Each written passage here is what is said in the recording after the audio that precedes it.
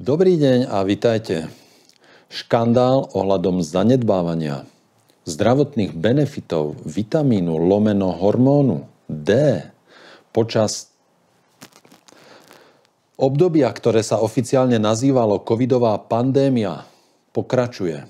Pokračuje ďalšou štúdiou zo Spojených štátov, najväčšou svojho druhu, ktorá zahrnula viac ako 650 000 ľudí a z ktorej jednoznačne vyplýva, že tí ľudia, ktorí užívali primerané dávky vitamínu D, mali o 33% menšiu úmrtnosť pri prekonávaní infekcie v porovnaní s ľuďmi, ktorých hodnoty vitamínu D boli nízke a žiadny D vitamín neužívali. Kto bude za to zodpovedný?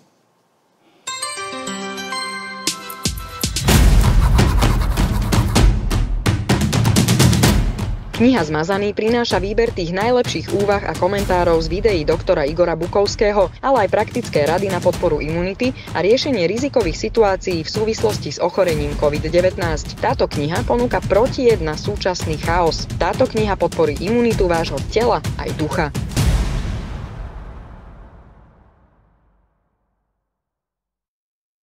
No, skôr než sa dostaneme k tej ďalšej zaujímavej, pre mňa v podstate naozaj definitívnej informácii, ktorá potvrdzuje mimoriadny účinok vitamínu lomeno hormónu D pri infekciách dýchacích ciest vírusovými ochoreniami vrátane infekcie, ktorú spôsobuje vírus označovaný SARS-CoV-2. Infekcii, ktorá ako jediná choroba v histórii dostala v pomenovaní aj číslo roka, v ktorom teda údajne vznikla, COVID-19. Tak skôr, než sa k tomu dostaneme, tak si dovolím vás pozvať, ak ste ešte nepočuli, nevideli, ak ste ešte nevstúpili do nášho e-shopu, aby ste tam išli, pretože minimálne do konca roka teraz máme moje knihy za absolútne bezprecedentné ceny. V súvislosti s tými okolnostiami, v ktorých som sa ocitol a v súvislosti s ekonomickou situáciou, a následkom toho, že mňa už prosto naozaj asi nebaví byť súčasťou systému, som sa rozhodol, že ceny mojich kníh okrešeme o maržu, ktorú si doteraz účtovali predajcovia kníh, takže moje knihy budete môcť kúpiť teraz za bezprecedentné, absolútne neprekonateľné ceny. Zájdite si na náš e-shop akv.shop.com.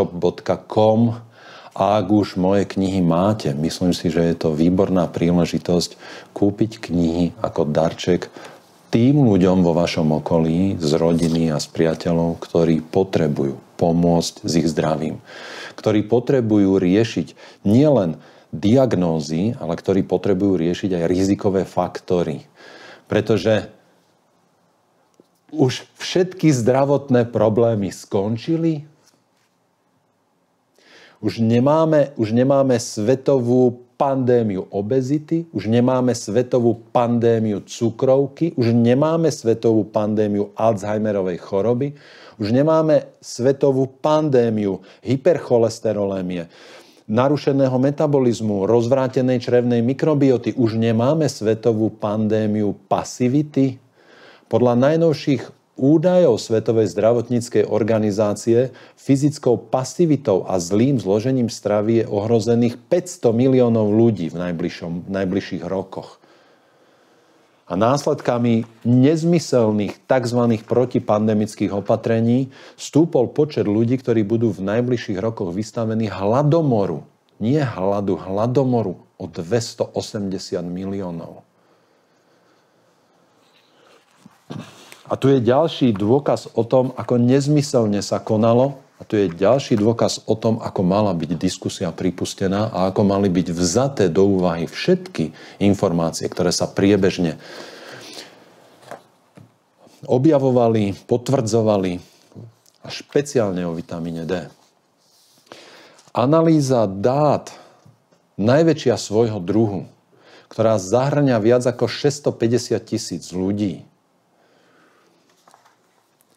z Ameriky, zo systému zdravotnej starostlivosti o veteránov americkej armády. Keď sa povie veterán americkej armády, nie sú to 70-roční ľudia, respektíve nie sú to iba 70-roční ľudia, pretože veteránom môže byť aj 30 alebo 35-ročný človek, ktorý má za sebou niekoľko turnusov a vojenský výcvik.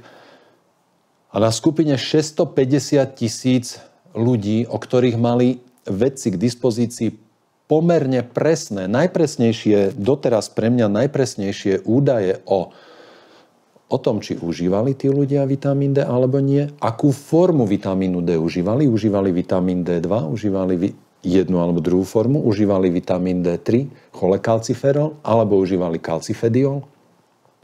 Užívali dennú dávku 15, alebo 50, alebo 400, alebo 1000, alebo 5000, alebo 50 000 medzinárodných jednotiek denne. Koľko toho vitamínu D užili počas toho, ako ho užívali, aké mali hodnoty plazmatické, teda hodnoty vitamínu D v krvi.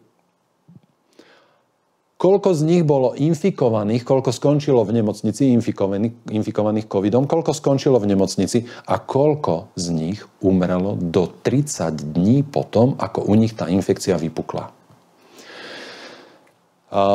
Vedci nemali k dispozícii úmrtné listy týchto ľudí, v tom súbore 650 000 ľudí, ale brali do úvahy, že človek, ktorý zomrel do 30 dní od vypuknutia infekcie klinického ochorenia COVID-19, umrel na následky COVID-19. Či už s ním, alebo teda na COVID.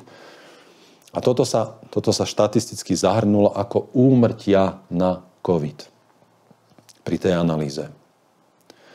Ukázalo sa, že chráni aj vitamín D2, nie do takej miery ako vitamín D3. Vitamín D2 pomerne dobre chránil ľudí, ktorí, povedzme, černošskej rasy, ktorí mali nižšie hladiny vitamínu D a že to D2 prosto u nich funguje. A ukázalo sa, že užívať vitamín D v akýchkoľvek dávkach bolo lepšie, ako ho neužívať vôbec. Zvýšiť hodnotu v krvi vitamínu D o akúkoľvek koncentráciu bolo lepšie, ako to nechať tak, alebo to prosto nechať padať ďalej dolu. Toto je absolútne škandalózne. Kto za to poniesie zodpovednosť, že sa to nevyužilo? Oni sledovali užívanie vitamínu D od 1. januára 2019 do decembra 2020 a porovnávali to potom s tým priebehom infekcie od 1. marca a tými dátami o hospitalizácii a infekcii, ochorení ako takom a úmrtí do 30 dní od infekcie od 1. marca 2020 do konca roka 2021, myslím. Tí, ktorí užívali vitamín D, mali o 33% nižšie riziko, že umrú do 30 dní od okamihu, keď sa nakazili alebo keď sa u nich prejavili klinické príznaky ochorenia COVID-19. O 33% znížená smrtnosť na prebiehajúcu infekciu, teda prebiehajúce ochorenie COVID-19. A dokonca užívanie vitamínu, a to aj vitamínu D2, aj vitamínu D3, znižovalo riziko infekcie. Pretože to riziko toho, že sa nakazím. A čo teraz poviete vy hrdinovia z denníka N, denníka SME, Aktualit, Topiek, Markízy? Všetci tí hrdinovia, ktorí tu bagatelizovali vitamín D. Tí, ktorí užívali vitamín D v období už pred pandémiou, už v období od 1. januára 2019, boli lepšie chránení aj voči riziku infekcie. Tí, ktorí užívali vitamín D, mali o 20% menšiu pravdepodobnosť, že sa nakazia vírusom v tom sledovanom období a tí, ktorí užívali vitamín D3, mali o 28% nižšiu pravdepodobnosť, že sa nakazia. A v tom sledovanom období tí, ktorí užívali vitamín D3, mali o 33% nižšiu úmrtnosť než ľudia, ktorí neužívali žiadny vitamín D. Vedci píšu vo svojom hodnotení zistených skutočností, že ako bezpečnú, ľahko dostupnú a lacnú formu liečby možno vitamín D považovať za nástroj, ako znížiť následky pandémie COVID-19.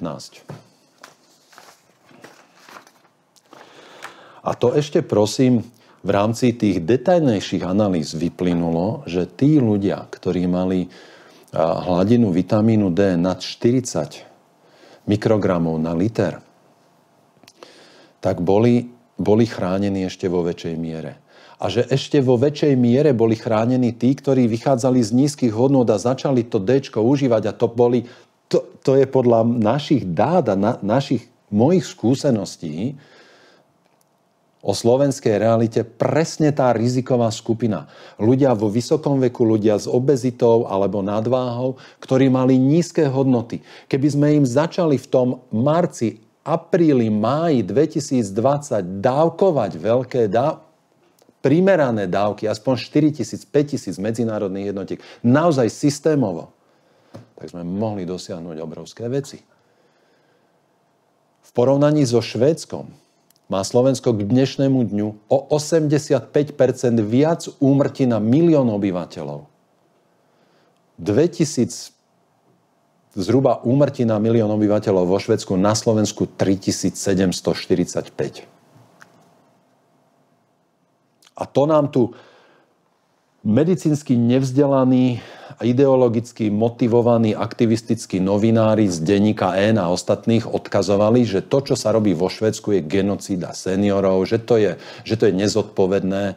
Ten Anders Tegnell, ten hlavný hygienik, ktorý bol transparentný od samého začiatku a doteraz. A bol to človek, ktorý predstúpil pred médiá a povedal, robíme toto preto, lebo to treba robiť takto a za týmto si stojím. A okrem toho tiež platí, že vo Švédsku nielen, že tie opatrenia neboli také nezmyselné, ale platí aj to, že vo Švédsku sú všetci ľudia nabádaní k tomu, aby užívali vitamín D. Venuje sa tomu systematicky veľká medicínska pozornosť. Ľudia od narodenia sú tam vedení k tomu, aby minimálne v zimnom období užívali vitamín D od narodenia. A preto nie je divu, že ľudia v Taliansku a v Španielsku, najmä starí ľudia, majú nízke hodnoty vitamínu D v krvi, pretože hoci žijú v slnečných krajinách, tak sa neustále najmä počas tých slnečných fáz dňa schovávajú pred slnkom, pretože je to pre nich fyzicky nepríjemné. A nemôže byť teda prekvapujúce, že ľudia v krajinách, ako je Taliansko, Španielsko, dokonca v rovníkovej Brazílii, že máme deficitné hodnoty vitamínu D u väčšiny populácie. A práve títo ľudia aj u nás, starí ľudia, deficit vitamínu D na úrovni 6, 8, 10 mikrogramov na liter sú ich bazálne hodnoty. Dokonca v tej štúdii mali aj ľudí, ktorí mali 0 alebo 0, niečo. A takí sú aj u nás. Ľudia z vysokého veku, ľudia s obezitou, ľudia, ktorí sú zalezení dnu, nechodia na slnko, nechodia do prírody. A toto boli najzraniteľnejší ľudia s najväčšou úmrtnosťou aj s najväčšou smrtnosťou pre nich tá choroba prebiehala. Vitamín D, vitamín s hormonálnymi účinkami. Všetky typy bielých krviniek, každá jedna bunka imunitného systému má receptor na vitamín D. To znamená, že vitamín D hrá nejakú dôležitú funkciu vo všetkých aktivitách nášho imunitného systému. A to sme len na úrovni imunitného systému. Vitamín D chráni aj na úrovni dýchacích ciest. Na niekoľkých úrovniach dýchacích ciest. Aj na molekulárnej úrovni, pretože podporuje tvorbu, regeneráciu toho surfaktantu, tej zmesi látok, ktoré zvnútra dýchacích váčkov predstavujú ochranný film. Niečo podobné ako ten ochranný hlien v tráviacom trakte. Zanedbanie vitamínu D v prevencii a liečbe pri ochorení COVID-19 ostane obrovským flakom, malo by ostať obrovským flakom na svedomí tých, ktorí sú za to zodpovední. A nezabudnite, že ideme do ďalšieho sezónneho obdobia zvýšeného výskytu vírusových ochorení. V Spojených štátoch už majú 10-násobne väčší výskyt chrípky, vyžadujúcich aj hospitalizáciu, než po minulé roky. Čo sa to deje? Prečo? Prečo keď v krajine toľko ľudí prekonalo vírusové ochorenie, prečo keď v tej krajine je toľko zaočkovaných ľudí, prečo zrazu majú 10-krát väčší nápor na hospitalizáciu v nemocniciach v súvislosti s chrípkou? Bude pravda to, čo tvrdia konšpirátori už viac ako rok, že vakcína oslabuje imunitu? Nevieme. Ponechávam na vašich úvahách, pretože presné dáta nemáme k dispozícii. Rozhodne je to ale veľmi zaujímavé. Takže nezabudnite, že ideme do sezóny, v ktorej zvýšený výskyt vírusových ochorení dýchacích ciest je možné ako rozumný človek riešiť aj tým, že sa budem starať o hladinu vitamínu D. Zdravotné rizika neskončili. Šírenie vírusov v našom svete a v tomto vesmíre pokračuje ďalej. Chránte svoje telo, chránte svoje dýchacie cesty, podporujte svoju imunitu, chránte sa, najmä ak máte rizikové faktory, ako je nadváha, obezita, fajčenie, užívate nejaké lieky, ste fyzicky pasívni. Chránte sa aj tým, že budete užívať primerané dávky vitamínu D. Optimálne vo forme D3. Pre tých z vás, ktorí majú poškodené obličky alebo poškodenú pečeň, povedzme z dôvodu obezity alebo nadváhy a obezity, že tam rozvinutá steatóza, mali by ste sa asi orientovať viac na ten kalcifediol, než na obyčajný cholek kalciferol, ktorý sa bežne predáva v lekárniach. Pravda však je, že ten kalcifediol sa na Slovensku zatiaľ teda oficiálne nepredáva, nie je oficiálne dostupný. Využitie vitamínu D, ktorý je lacným, bezpečným, dostupným spôsobom liečby COVID-19 a prevencie infekcií a prevencie úmrtí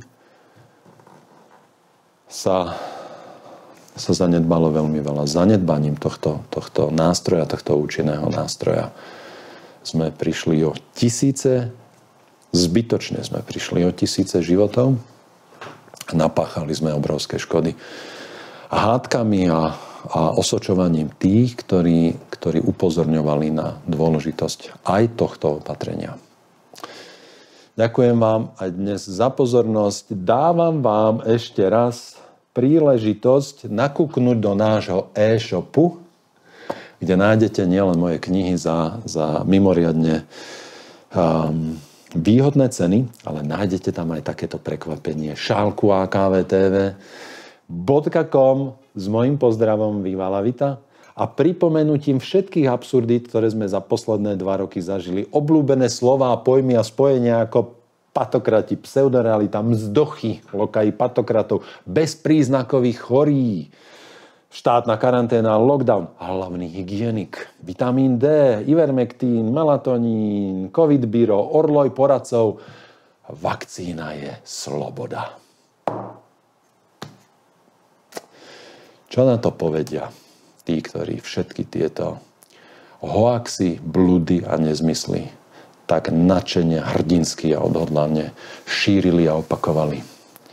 A pokúšali sa umlčať každého, kto si myslel niečo iné. Ďakujem vám ešte raz aj dnes za pozornosť a lúčim sa s vami. Viva la Vita.